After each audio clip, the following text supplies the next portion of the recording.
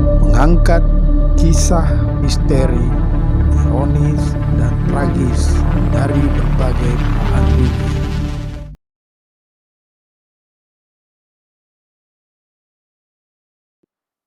Assalamualaikum warahmatullahi wabarakatuh. Salam revolusi akhlak. Kembali bersama saya Deng Iwan dalam Kisah Gelap. Di awal Juli 2023 ini, kita akan menyajikan kisah tragis, ironis 27 tahun lalu. Sebuah peristiwa bersejarah di negeri ini yang kami rangkum dari berbagai sumber terpercaya dan dicantumkan di kolom deskripsi. Pada Sabtu 27 Juli 1996, suasana Jakarta mencekam. Kantor DPP Partai Demokrasi Indonesia atau PDI di Jalan Diponegoro, Jakarta Pusat diambil alih paksa lewat pertumpahan darah. Peristiwa yang dikenal sebagai Kuda Tuli atau kerusuhan 27 Juli ini adalah salah satu peristiwa terkelam dalam sejarah demokrasi Indonesia. Peristiwa itu masih menyisakan misteri, masih menyisakan kisah gelap, sekaligus membentuk Megawati Soekarno Putri yang kita kenal sekarang ini. Apa sikap dan jawaban Megawati saat menjabat wakil presiden kepada para korban yang meminta pertanggungjawaban partai? Mari kita simak kisahnya dalam part 1 episode Mengingat Lupa, peristiwa berdarah Kuda Tuli di video berikut ini.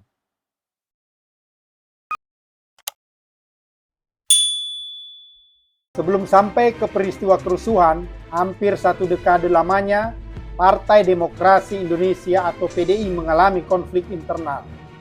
Kala itu, hanya ada 3 pilihan, yakni Golkar yang identik dengan kekuasaan Orde Baru, Partai Persatuan Pembangunan P3, dan PDI sendiri.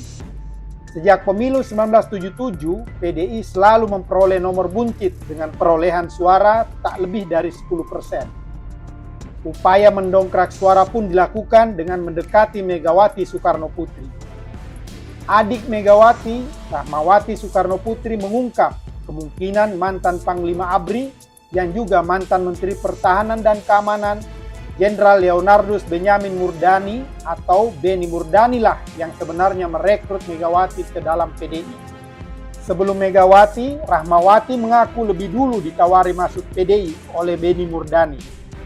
Kepada Rahmawati, Murdani mengatakan mengajak Terah Soekarno untuk melemahkan kekuatan Islam. Namun, Rahmawati menolaknya. Belakangan ternyata Megawati lah yang bergabung dengan PDI. Pertanyaan saya tidak pernah dijawab sama Mega, sudah tidak bisa diajak berunding. Dia sudah punya jalan sendiri, kata Rahmawati saat ditemui Detik X di rumahnya di Jalan Jati Padang Raya, Pasar Minggu, Jakarta Selatan pada Minggu 22 Januari 2017 lalu. Rahmawati bahkan sempat melayangkan protes kepada sang kakak Guntur Soekarno Putra karena Megawati dianggapnya telah melanggar konsensus keluarga tak akan cawe-cawe politik praktis. Saya protes ke Guntur, kok ada yang bertentangan dan melanggar tidak dibicarakan dulu? Dan jawaban Guntur, kita kan sudah sama-sama dewasa, tutur Rahmawati. Soal skenario menjadikan Megawati sebagai ketua umum PDI diakui juga oleh Beni Murdani sendiri dalam buku Belajar Uji Nyali dari Beni Murdani yang dikutip ainus.id pada Minggu 3 April 2022. Kala itu, di hadapan sejumlah staf Badan Intelijen Strategis atau BAIS ABRI, Beni Murdani membahas soal bagaimana kesiapan ABRI menghadapi kejatuhan Presiden Soeharto. Salah satu sosok yang disiapkan untuk menggantikan Soeharto selain Gus Dur adalah Terah Soekarno. Karena itu, BAIS ABRI harus mengupayakan Megawati menjadi ketua umum PDI. Upaya itu berhasil. Kendati keluarga Soekarno sepakat tak ikut politik praktis. Pada 1987, Megawati akhirnya bergabung ke PDI. Megawati dan adiknya Guru Soekarno Putra menjadi vote getter PDI bagi mereka yang merindukan sosok Soekarno. Megawati menjadi anggota DPR dan karir politiknya di PDI melejit. Suara PDI pada pemilu 1987 dan 1992 melejit, bahkan Megawati menyaingi ketokohan Ketua Umum PDI Suryadi. Melalui Kongres PDI di Surabaya, Jawa Timur pada 1993, Megawati akhirnya berhasil menjabat Ketua Umum PDI. Megawati pun diusulkan sebagai calon presiden. Tak lama berselang, muncul skenario untuk menggembosi kekuatan Megawati. Dari sinilah petaka itu berawal. Kongres PDI digelar di Medan, Sumatera Utara. Suryadi terpilih kembali menjadi Ketua Umum PDI. Megawati sendiri dan pendukungnya tak hadir dalam kongres di Medan tersebut. Kubu Megawati melawan dengan menggelar aksi protes di Jakarta dan berbagai kota di Indonesia. Selain itu, kubu Megawati melakukan perlawanan dengan mengajukan gugatan perdata ke Pengadilan Negeri Jakarta Pusat. Megawati juga menggerakkan mimbar bebas yang digelar setiap hari di DPP PDI di Jalan Diponegoro, Jakarta Pusat. Sejarawan Peter Kasenda dalam bukunya Peristiwa 27 Juli 1996, Titik Balik Perlawanan Rakyat yang terbit 2018, mencatat mimbar bebas tersebut tak disukai ABRI dan polisi.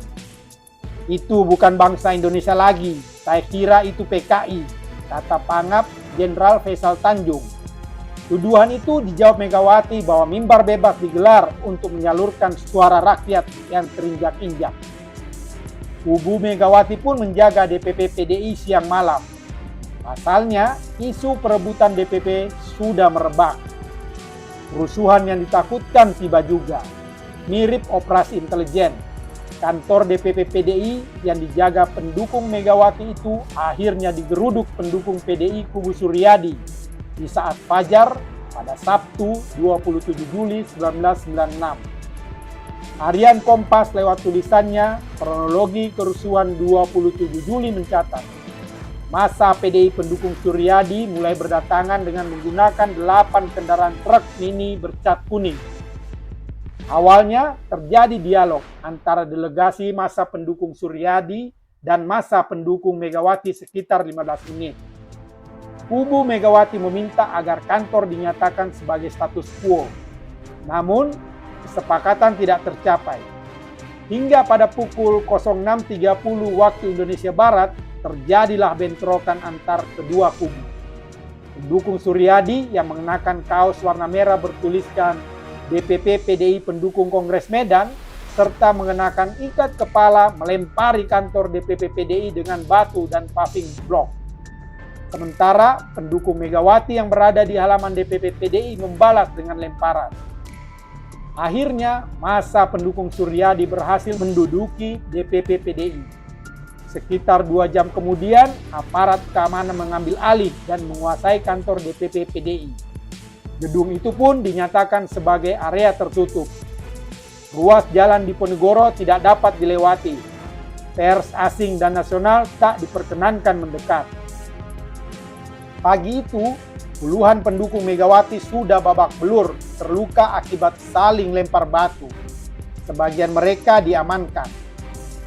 Memasuki siang hari, sekitar pukul 11.00 WIB, massa membadati ruas jalan Diponegoro dan sekitarnya. Jumlahnya mencapai ribuan. Tak cuma pendukung Megawati, sejumlah aktivis LSM dan mahasiswa menggelar aksi mimbar bebas tak jauh dari DPP PDI, tepatnya di bawah jembatan layang kereta api dekat stasiun Cikini. Mimbar bebas ini kemudian beralih ke jalan Diponegoro. Aksi mimbar bebas ini dengan cepat berubah menjadi bentrokan terbuka antara massa dan aparat keamanan, sehingga aparat terpaksa menambah kekuatan. Setelah itu, massa terdesak mundur ke arah RSCM atau Rumah Sakit Cipto Mangunkusumo dan Jalan Salemba. Massa kemudian membakar 3 bus kota, termasuk 1 bus tingkat. Selain itu, massa juga membakar beberapa gedung di Jalan Salemba. 5 panser, 3 kendaraan militer khusus pemadam kebakaran, 17 truk, dan sejumlah kendaraan militer lain dikerahkan dari Jalan Diponegoro menuju Jalan Salemba. Kerusuhan pun baru dapat diredam pada malam hari. Pasca kejadian itu, informasi tentang jumlah korban tewas dan luka simpang siur. Pangdam Jaya saat itu Maijen Sutioso menyebut ada 2 orang yang tewas dan 26 lainnya luka-luka. Korban tewas akibat serangan jantung disebut dari kubu Suryadi. Satu lagi adalah Satpam yang loncat dari lantai 7 karena gedungnya hendak dibakar massa. Sementara Yayasan Lembaga Bantuan Hukum Indonesia atau YLBHI yang kala itu dipimpin Bambang Wijoyanto, mantan pimpinan KPK, menyatakan 47 orang dirawat di RSCM, 10 orang dirawat di Rumah Sakit Cikini dan 1 orang di Rumah Sakit Fatmawati. Pada Minggu 28 Juli 1996, sekitar pukul 9 WIB, 3 mobil jenazah keluar dari Rumah Sakit Cikini dengan pengawalan tentara. Kamar mayat di Rumah Sakit Cikini dijaga ketat oleh tentara yang melarang siapapun mendekat. Namun, di hari yang sama, sejumlah wartawan yang sempat masuk ke kamar mayat RSCM menjumpai puluhan mayat yang penuh luka penganiayaan. Sementara Komnas HAM menyimpulkan 5 orang tewas, 149 orang luka-luka, 23 hilang, dan 136 ditahan akibat peristiwa itu. Penyelidikan digelar dengan kewenangan terbatas Komnas HAM, tetapi tak pernah ada tindak lanjut.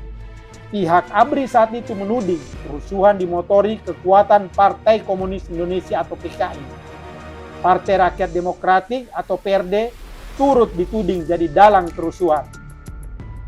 Aktivis PRD Budiman Sujatmiko, mantan anggota DPR RI dari PDIP, dijebloskan ke penjara dengan hukuman 13 tahun penjara. Pasca insiden itu, Megawati menyerukan pendukungnya untuk tenang sembari menunggu hasil gugatannya terhadap pemerintah dan Suryadi di pengadilan. Hasilnya, Megawati kalah dalam gugatan itu. Namun, kekalahan Megawati justru menguatkan posisinya dalam kontestasi politik.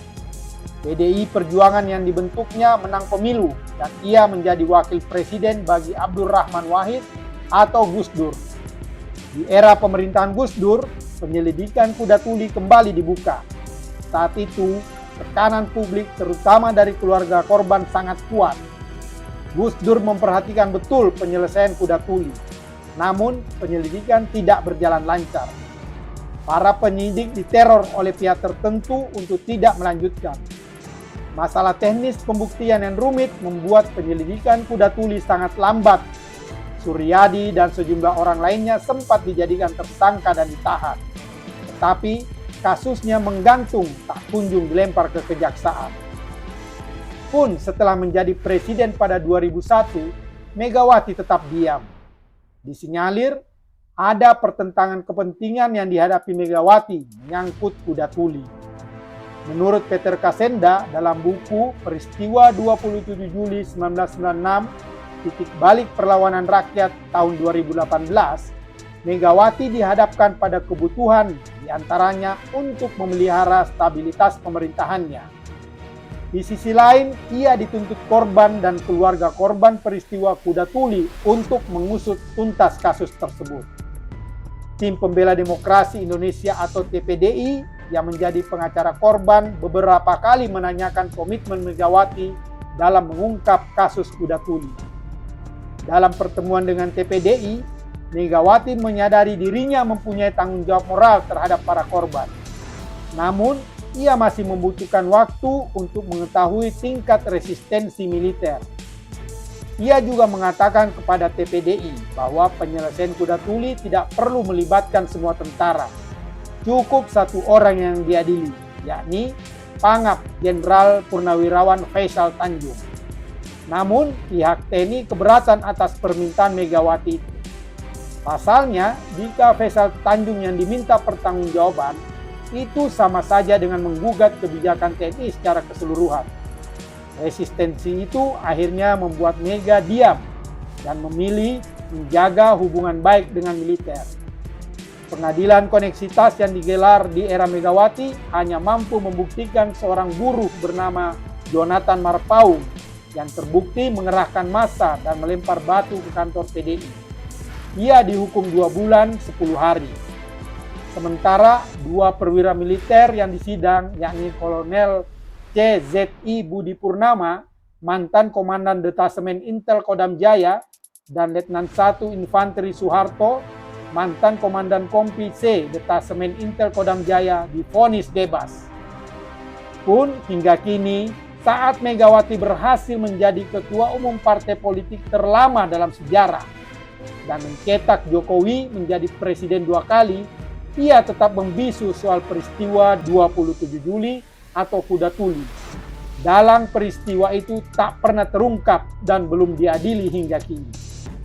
Pada April 2000, saat Megawati menjabat wakil presiden, para korban yang tergabung dalam Forum Komunikasi Korban 124 sempat bertemu dengan Megawati, menanyakan sikap dan tanggung jawab partai terhadap para korban Kuda Tuli. Ternyata jawaban Mega di luar dugaan, termasuk Haryanto Taslam yang waktu itu diminta menemani sebagai fungsionaris PDI Perjuangan. Megawati saat itu malah balik bertanya kepada para korban, "Siapa suruh kalian datang ke Diponegoro? Siapa suruh kalian membela saya?" Begitu Taslam menirukan kalimat Megawati. Mendengar pernyataan Megawati, sang pejuang wong cilik itu, para korban hanya bisa diam membisu, kehilangan kata-kata, sambil meneteskan air mata kepedihan. Demikianlah kisah gelap kali ini. Sampai bertemu dalam kisah gelap berikutnya. Wassalam.